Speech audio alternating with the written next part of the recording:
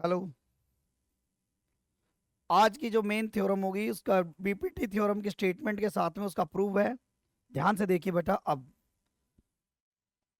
ये आपकी BPT theorem है, उसकी स्टेटमेंट है। ठीक है भाई। If a line drawn parallel to one side of a triangle, एक ट्राइंगल बनाया मैंने इस तरीके से।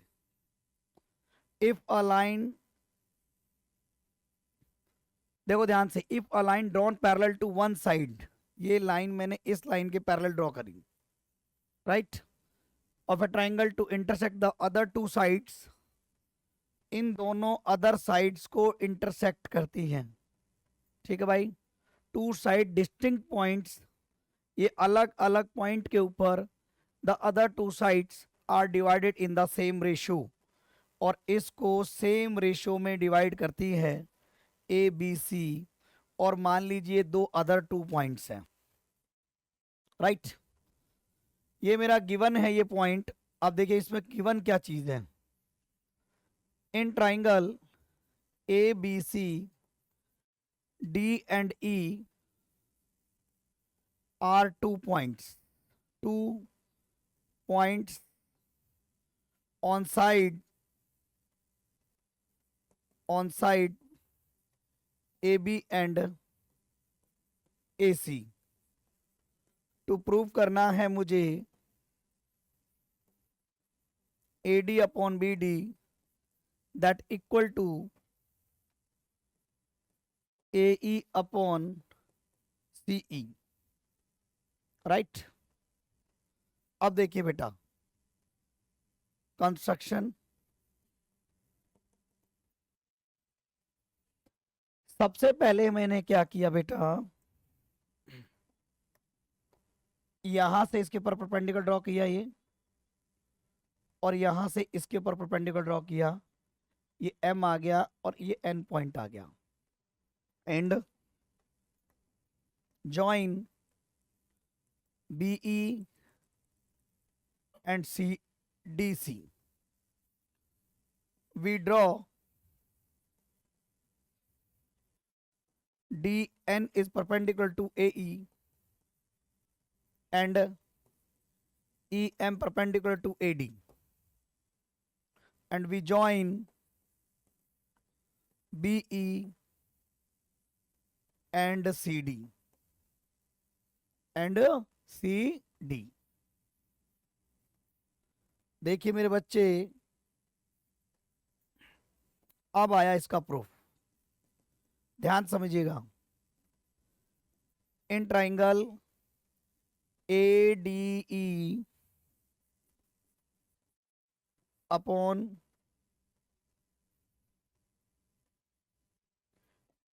area of triangle and area of triangle BDE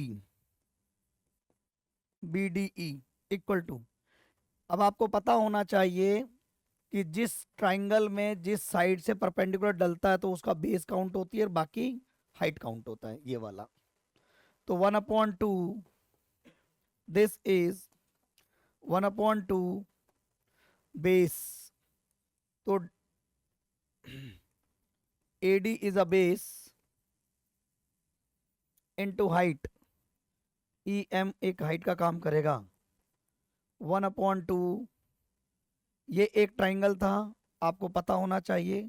किसी भी ट्राइंगल में पहले उसको साइड को प्रोड्यूस करिए, फिर वो उसके ऊपर परपेंडिकुलर ड्रॉ करिए। ऐसा आपने 9th क्लास में पढ़ा था। केवल यहां से यहां तक बेस काउंट होगा। अब मैंने क्या किया, ध्यान से समझने की कोशिश करिएगा। यहां से यहां तक ये केवल और केवल बेस काउंट होगा, और फिर उसके बाद ये यहां से जो प्रोड्यूस किया जाएगा, तो यहां तक ये इसको सिर्फ एक्सटेंड किया जाता है, लेकिन बेस इतना ही होगा। तो 1/2 बेस इनटू हाइट, हाइट काम वही करेगा EM। तो अब आप ध्यान से देखने की बात है, ये इससे कैंसिल आउट हुआ, ये इससे कैंसिल आउट हुआ। इसने मुझे दिया AD अपॉन BD। यहां तक क्लियर हो गया सब बच्चों को? अब ये आ गया मेरा इक्वेशन नंबर 1। सिमिलरली अब मैंने क्या कहा आपसे, similarly area of triangle ADE upon area of triangle CDE। अब देखो ये दोबारा लिखने की जरूरत नहीं होती।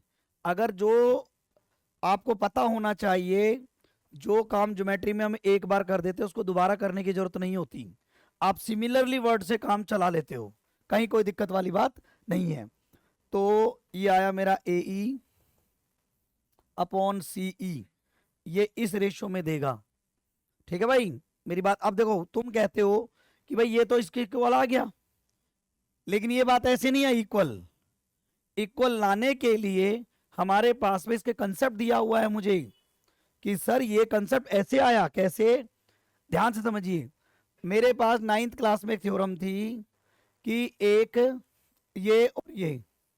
भाई एक बात बताओ, ये चीज एरिया ऑफ ट्रायंगल AD और एरिया ऑफ ट्रायंगल AD, अपने आप कोई भी चीज एरिया अपने आप के इक्वल होगा ही होगा। लेकिन इसके बारे में कह सकते हो कि ये दोनों एरिया इक्वल है, ऐसे कैसे कह सकते हो आप? तो 9th क्लास में थ्योरम पढ़ी, जब दो ट्राइंगल्स का एरिया इक्वल होता है तो उसका कंसेप्ट क्या था? दो लाइन जब पैरेलल होंगी तो उनके बीच में दोनों ट्राइंगल जो बने हैं उनके जो एरिया होगा इन पैरेलल लाइन के बीच में, ये वाला एरिया और ये वाला एरिया आपस में क्या होगा? इक्वल होगा। समझ में आई मेरी बात? अब जब ये इक्वल ऐसे होगा इक्वल, अब उसके पीछे रीजन देना पड़ेगा। कैसे? Triangle BDE and triangle CDE have same base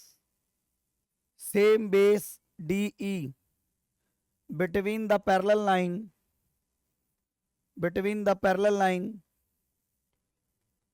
line BC, right? अब ये लाइन मुझे बताती है, so therefore area of triangle BDE equal to area of triangle CDE। ये मुझे लाइन ये बताती है। अब सो देयरफॉर फ्रॉम यहां लिखते हैं हम, फ्रॉम 1 and 2। अब देखो यहां पर तो area of triangle ADE upon area of triangle CDE equal to area of triangle ADE, that is area of triangle CDE। अब इसने बताया मुझे कि AD upon BD equal to AE upon CE, ये मुझे बता रही है ये थ्योरम। बात समझ में आई? ये लिखोगे तब पूरे नंबर मिलेंगे, अदरवाइज नहीं मिलेंगे। मैं क्लियर बोल रहा हूं ये बात ध्यान से सुन लेना खूब अच्छी तरह से। आपको 1000 बार चीजें समझाता हूं, बेटा ये ऐसे था, बेटा ये ऐसे था, बेटा ये ऐसे था। उसके बाद भी जब मैं कॉपी चेक करता हूं सब बच्चों की अलग अलग स्टेटमेंट मिलती है मुझे। और आप, मैं क्लियर बोल रहा हूं, आप अपनी मेहनत पे तो पानी फेरोगे, साथ में मेरी और फेरोगे। फिर कहते हो सर मैंने तो पूरा किया था, मैंने पूरे लिखे थे, लेकिन जी मेरे तो नंबर 10 कट गए, 10 मार्क्स कम आए जी, मेरे 70 आए। अरे भाई आपको छोटी छोटी बातों का ध्यान रखना है। CBSE वाले हमारे फूफा जी नहीं है, लो बेटा नंबर लो और दे दो, कोई बात नहीं। वहां आपको नंबर के लिए नंबर छीनने पड़ते हैं, नंबर कोई देता नहीं है हमें। चाहे कोई कितना भी बढ़िया टीचर हो, कितना बेहतरीन टीचर हो, आप अपनी जब तक क्वेरीज को एक एक क्लियर नहीं करोगे तब तक नंबर नहीं मिलेंगे किसी भी बच्चे को। ध्यान रख लें आप लोग। समझ में आई मेरी बात? चुन्नू लिखो बेटा।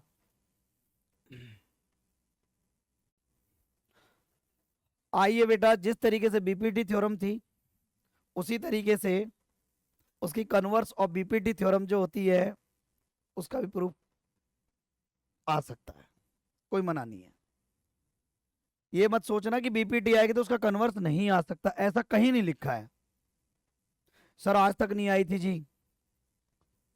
रणवीर सही बात बोल रहा हूं ना? ये ऐसा कोई भी बच्चा ना सोचे कि ये नहीं आएगा, ये आया था। ये ध्यान रखना, चैलेंजिंग वर्क है, कुछ भी आ सकता है। और कई बार इंसान का जब वक्त खराब होता है तो ऊंट पे चढ़े हुए इंसान को भी कुत्ता काट लेता है, तो ये ध्यान रखना। आइए अब एक ट्राइंगल बनाया, ध्यान से समझिएगा, बातें कोई नहीं करेगा, पहले प्लीज इधर देखिए जरा ध्यान से। ए बी सी एक ट्राइंगल है। अब देखिए ध्यान से, if A line divide any two sides of a triangle in the same ratio, एक लाइन किसी भी लाइन को सेम रेशियो में डिवाइड करता है, डी ई। मुझे गिवन बोला कि गिवन है इन ट्राइंगल ए बी सी, ये आया मेरा A D upon B D that equal to A E upon C E. Triangle in the same ratio मतलब A D upon B D is equal to A E upon C E. यहां तक कोई doubt है किसी बच्चे को? Nothing to prove.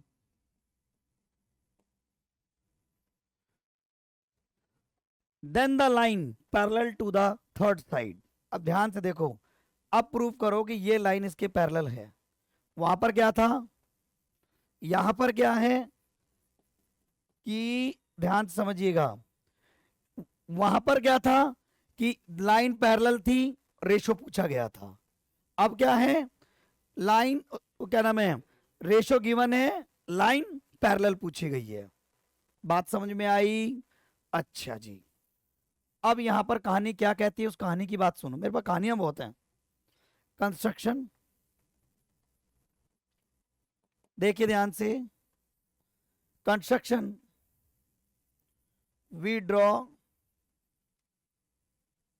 D M parallel to B C.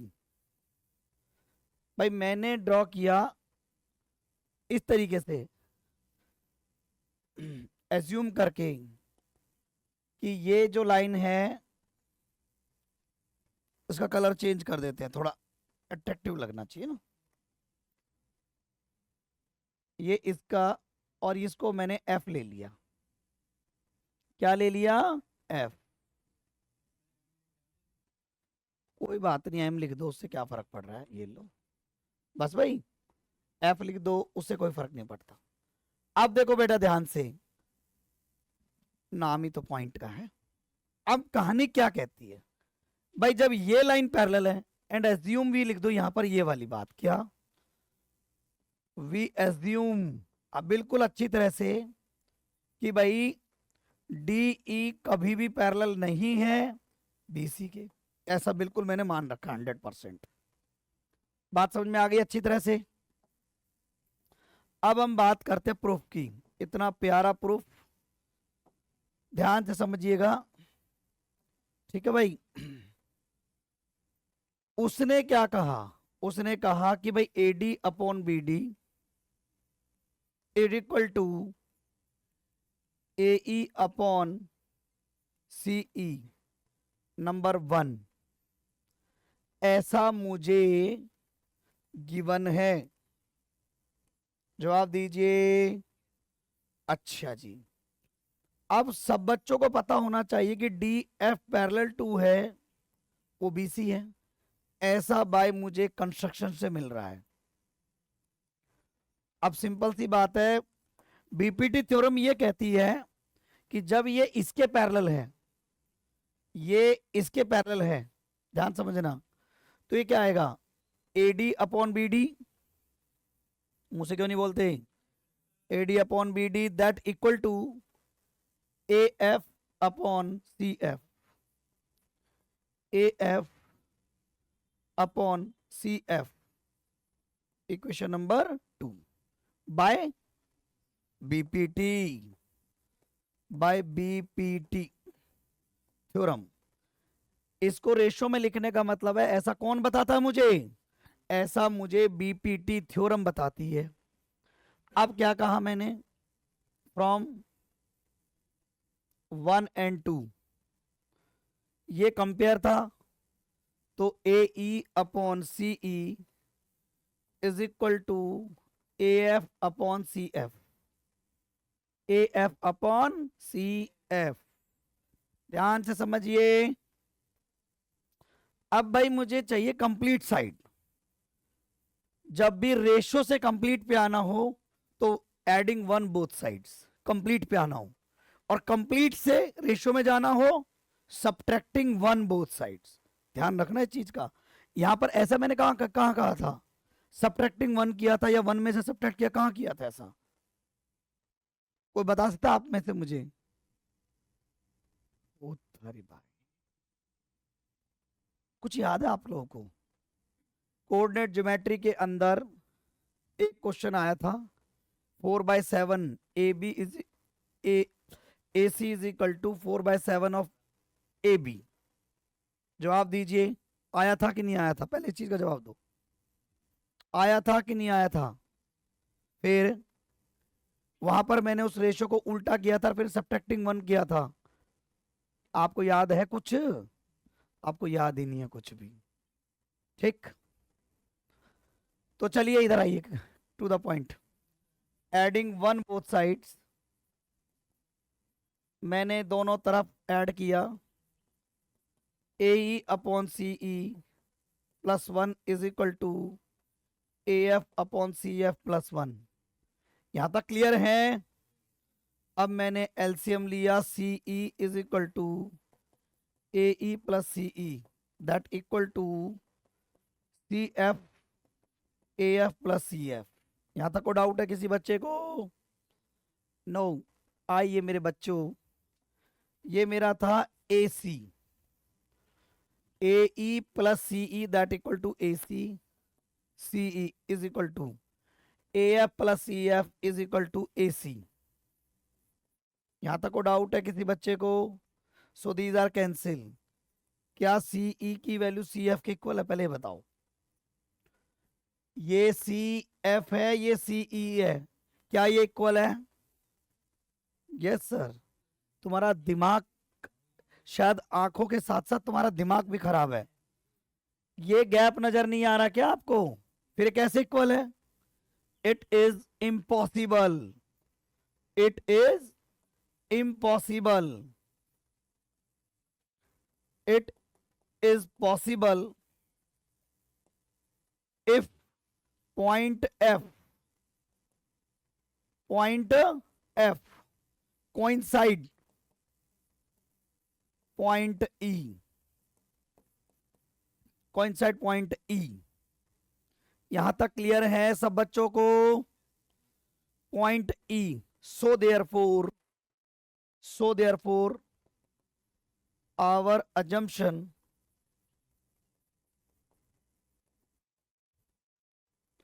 is wrong, so therefore DE ही parallel होगी BC के। यही मेरा आंसर होगा, DE ही पैरेलल होगी BC के, यही मेरा आंसर होगा। दोनों थ्योरम्स बिल्कुल कंप्लीट तरीके से मैंने आपको पढ़ाई। इस वीडियो को बार बार देखो, आपकी अपने आप गलतियां निकल के बाहर आएंगी। Thank you. देखिए बेटा ध्यान से, ये जो थ्योरम है ना, थर्ड थ्योरम है ये एक तरह से, ये 10.2 थ्योरम, ये थ्योरम भी बहुत अच्छी तरह से कई बार पूछी गई है, राइट? ये थ्योरम भी सबसे बहुत बार पूछी गई है और बहुत बार पूछी जा सकती है। किसी भी एक्सटर्नल पॉइंट से सर्कल की टेंजेंट्स इक्वल होती हैं, ऐसा हमें पूछा जा सकता है। अब क्या कहना चाहता है, समझिए मेरी बात। The length of tangent drawn from an external point to a circle are equal। ये एक सर्कल है, राइट? किसी भी एक्सटर्नल पॉइंट से, यानी बाहर से कोई पॉइंट है,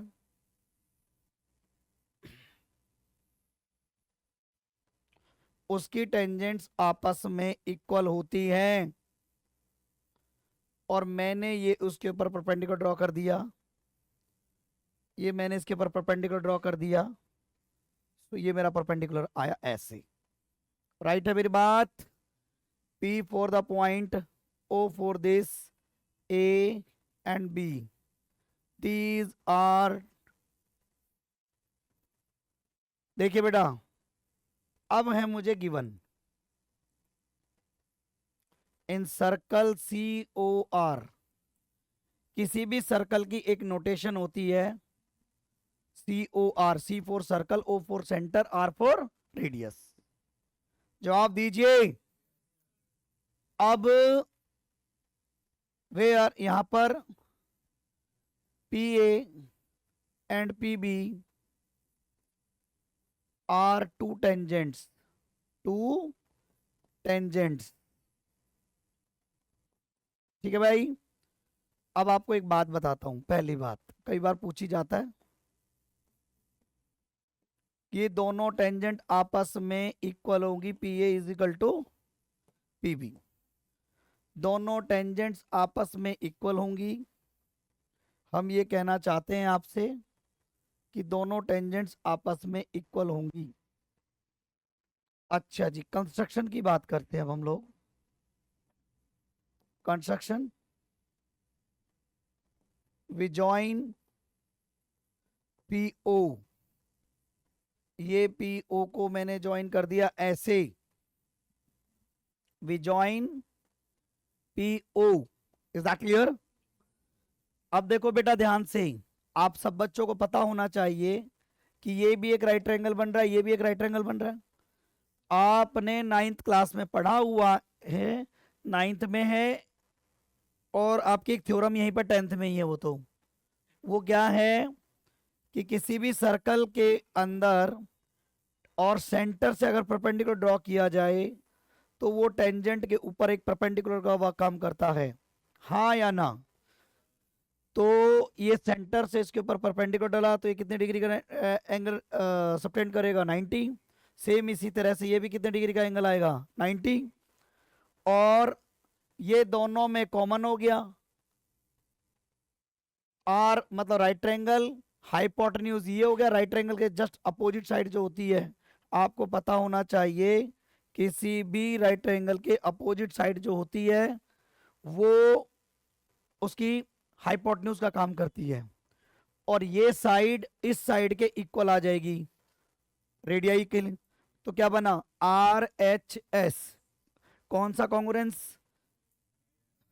प्रॉपर्टी बनेगी? RHS।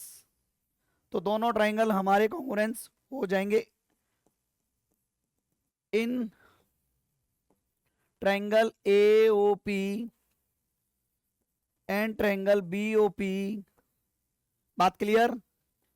Angle OAP equal to angle PBO each 90 degree होगा कि नहीं होगा?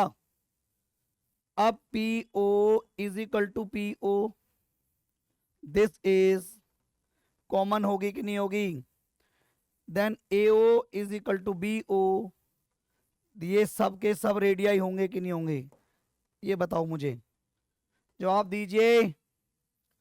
अब ट्राइंगल AOP कॉन्ग्रुएंट होगा ट्राइंगल BOP, RHS प्रॉपर्टी से कॉन्ग्रुएंस होंगे कि नहीं होंगे? तो दोनों ट्राइंगल अब हमारे पास कॉन्ग्रुएंस आ गए।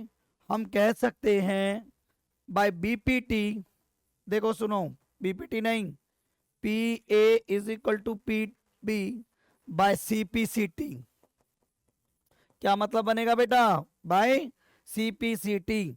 अब मैंने आपको बताया था 9th क्लास में कि एक ट्राइंगल में 6 चीजें होती हैं, 3 साइड 3 एंगल। अब आप उनकी ऑल प्रॉपर्टीज जो हैं आप उनको कंप्लीट आपको पास पता होने चाहिए, दम दोनों ट्राइंगल आपके पास कॉन्ग्रुएंस आएंगे, देन आप कह सकते हो बाकी 3 के 3 को तो हमने इक्वल देखे आते हैं, 3 अपने आप फिर आप CPCT से बोलते हो उसको इक्वल। यहां तक बात क्लियर है खूब अच्छी तरह से? ये तीनों theorems every time every moment पे आपको याद होनी चाहिए। Thank you, thank you.